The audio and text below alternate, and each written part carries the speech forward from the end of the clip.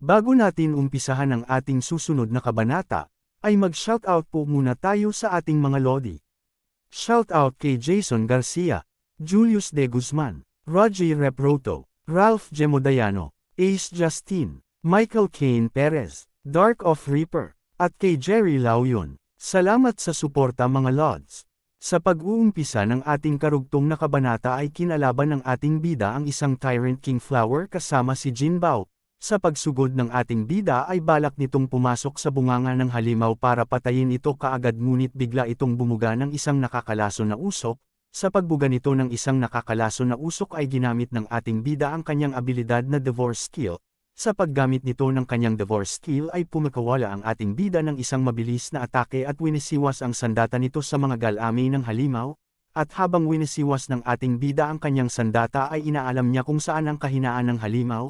At napagtanto nito na ang kahinaan ng halimaw ay ang energy core na nasa loob ng katawan nito, at kailangan lang na mahanap ito ng ating bida para ito'y matalo niya.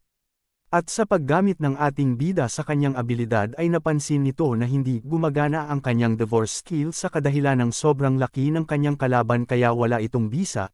Maya-maya pa sa isip ng ating bida na kailangan nitong puntahan ang energy core nito kung saan ito nakatago, at para matalo niya ito. At habang sa pag-iisip ng ating bida, ay pumakawala ang halimaw ng isang atake, at galit na sinabi nito na sumpain ito dahil sa pinsalang ginawa nito, ngunit sa pag-atake ng halimaw ay biglang dumating si Jinbao para pigilan ang atake nito, at nagpasalamat ang ating bida sa ginawa nitong pagpigil sa atake ng halimaw, at natuwa si Jinbao dahil pinuri siya ng ating bida. Sa pagpuri ng ating bida ay sinabihan niya si Jinbao na huwag niyang kakainin ang mga galami nito dahil ito ay nakakalason. At sinabi niya rito na pigilan niya muna ang halimaw pansamantala habang hinahanap nito ang energy core ng kalaban. At umalis na nga ang ating bida, sa pag-alis nito ay idinura ni Jinbao ang mga galami nito dahil sa sinabi ng ating bida na ito ay may lason. At biglang nagsalita ang halimaw. Tinanong nito si Jinbao kung bakit niya ito tinutulungan gayong isang tao lang ang ating bida, at kinumbinsi siya nito na sumama sa kanya. At gamitin ang ating bida, dahil batid nito na may kakayahan nito na magiging kapaki-pakinabang sa kanila. At tugon na sinabi ni Jinbao na ayaw nitong sumama sa isang pangit na halaman na halimaw na katulad nito. Sa kabilang banda naman habang naghahanap ang ating bida sa energy core ng halimaw ay naamoy nito ang isang malansang amoy ng dugo sa paligid. At pinagpapatuloy na nito ang pagpasok sa isang kuweba. At sa isip-isip ng ating bida na kailangan nitong bilasan ang paghahanap gayong nasa E-rank lang si Jinbao at batid nito na mahihirapan itong kalabanan ang isang D-rank Tyrant King Flower. At nagulat ang ating bida sa kanyang nahawakan dahil ito'y isang malagkit na likido. At iyon ay ang mga natunaw na mga laman ng tao. Sa pagpapatuloy sa paghahanap ng ating bida ay napunta ito sa pinakaloob ng lokasyon at batid nito na malapit na itong makarating kung saan nakatago ang core ng kalaban. At bigla itong nagulat gayong may nagsasalitang individual at humihingi ito ng tulong sa ating bida, at sa isip-isip ng ating bida kung ito ba ay isang survivor, at dagdag pa na sinabi ng isang individual na nagmamakaawa na ito'y tulungan ng ating bida gayong ito'y gutom na, sa paglapit ng mukha nito, ito ay nakayuko parent kaya hindi malaman ng ating bida kung isa ba itong tao, ngunit sa pag-angat ng mukha nito ay biglang nakita ng ating bida ang totoong itsura nito at nagulat ang ating bida. At balak nitong kainin ang ating bida, sa pagkabigla ng ating bida ay umiwas ito, at tumalon papalayo. Sa pagtalon ng ating bida papalayo ay may naramdaman ito sa kanyang likuran, na may maraming individual na humihingi ng tulong sa kanya. At sa paglingon ng ating bida kung ano ang mga ito, ay nakita nito ang mga anyo na hugis tao at nababalutan ito ng mga halaman at dito nito napagtanto ng ating bida na isa pala itong mga tao, at inaabsorb ng halimaw ang mga katawan nito para ito'y lumakas.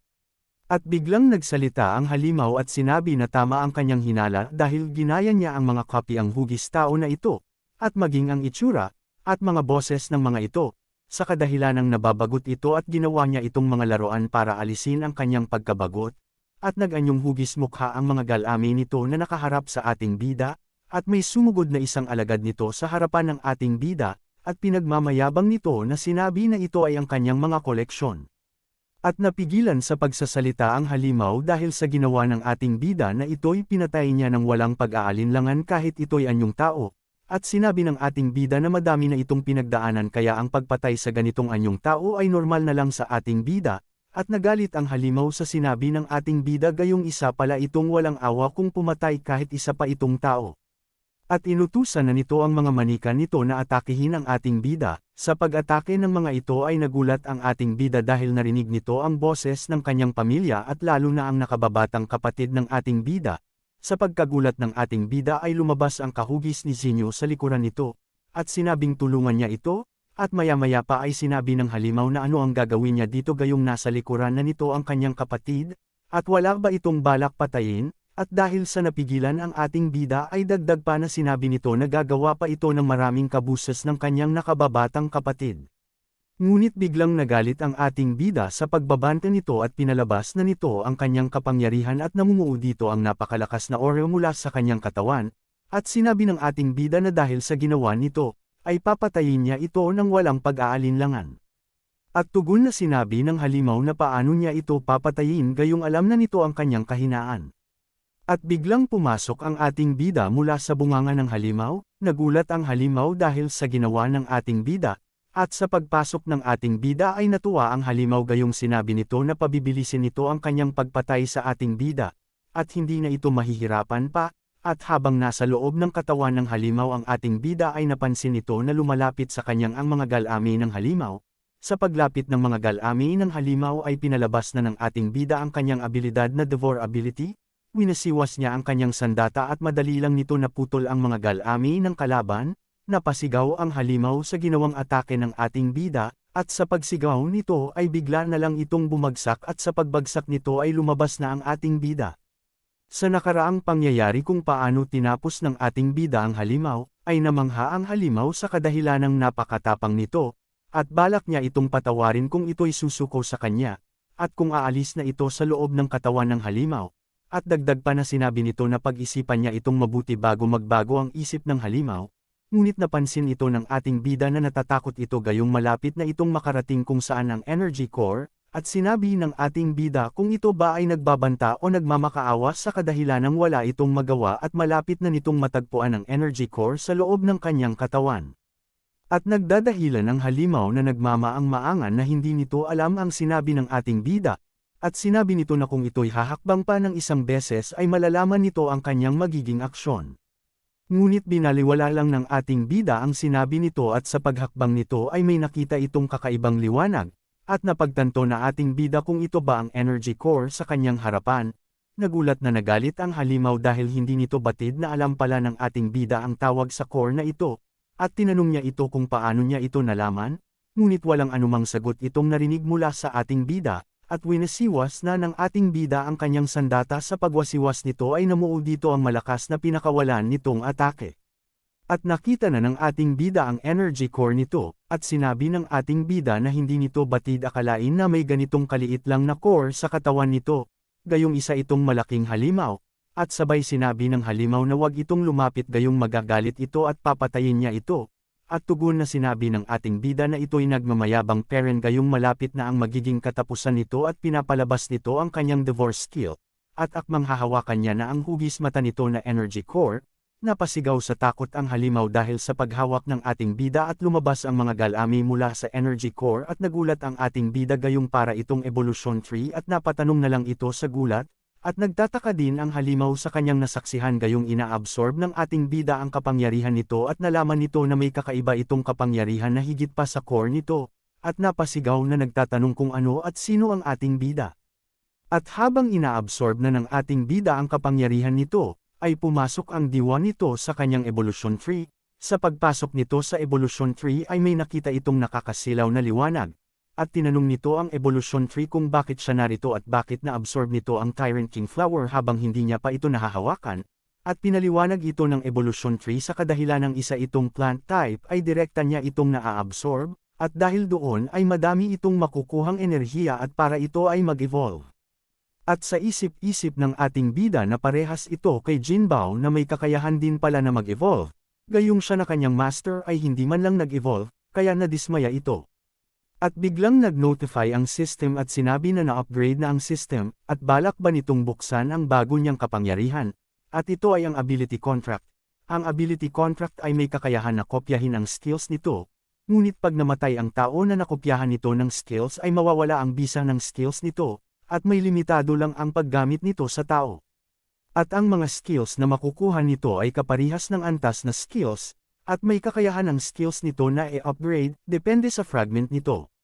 At nagulat ang ating bida sa nalaman nito na bagong abilidad, dahil ang unang abilidad nito ay para sa zombies lang at ang pangalawa naman ay para sa tao.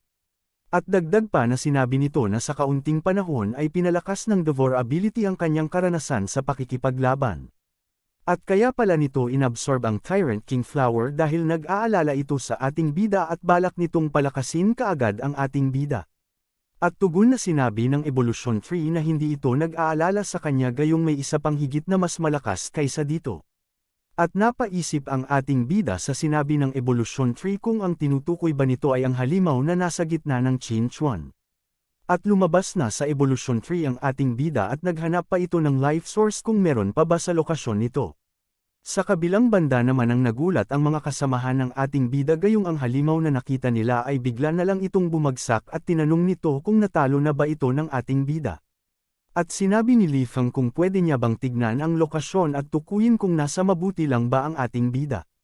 Napigilan si Chen Jia sa kanyang pagsasalita dahil dagdag na sinabi ni Li Feng na wag itong mag-aalala gayong nasa ligtas naman sila na lokasyon, at kung may darating na mga halimaw ay magagawa niyang dalhin sila Huan at ang lahat sa kanyang shadow ability at para maiwasan nila ang kapahamakan. At tugon na sinabi nito na ito'y pupuntahan niya na para alamin ang nangyari. At sa kabilang banda habang iniikot ng ating bida ang buong lugar ay nakita nito ang isang life source ito ay may kakayahan na pagalingin ang sugat at lason na natamo. At napalingon ang ating bida dahil tinatawag ni Chen Jia ang kanyang pangalan, sa paglingon nito ay nakita nito si Chen Jia na daladala si Jin Bao, at sinabi ni Chen Jia na nakita nila ang nangyari na biglang bumagsak ang malaking halimaw, at tinanong niya ito kung bakit andito si Jin Bao. Tugon na sinabi ni Chen Jia na dinala niya ito habang hinahanap niya ang ating bida. At tugon na nagpasalamat ang ating bida, at dagdag na sinabi nito na dalhin niya si Li Feng dito, gayong ang lugar na ito ay ligtas na at kailangan maagapan ang lason na natamo ni Li Feng. At umalis na si Chen Jia, sa pag-alis ni Chen Jia ay nilagay ng ating bida si Jin Bao sa life source para ito'y pagalingin, at sinabi nito na magaling ang ginawa nito dahil napigilan nito ang kalaban kahit ito'y nasa E-rank pa lamang. At makalipas ang 20 minuto ay nakababad na si Li Feng sa isang life source para mawala ang lason nito sa buong katawan, at hindi lang lason ang kayang tanggaling nito at gayon din ang mga sugat nito. Namangha si Chen Jia sa kanyang nalaman. At sinabi nito na hindi ba nito nakikita na gumaling na din si Jin Bao, dahil nilagay niya ito sa life source, kaya dapat pumasok na rin ito doon.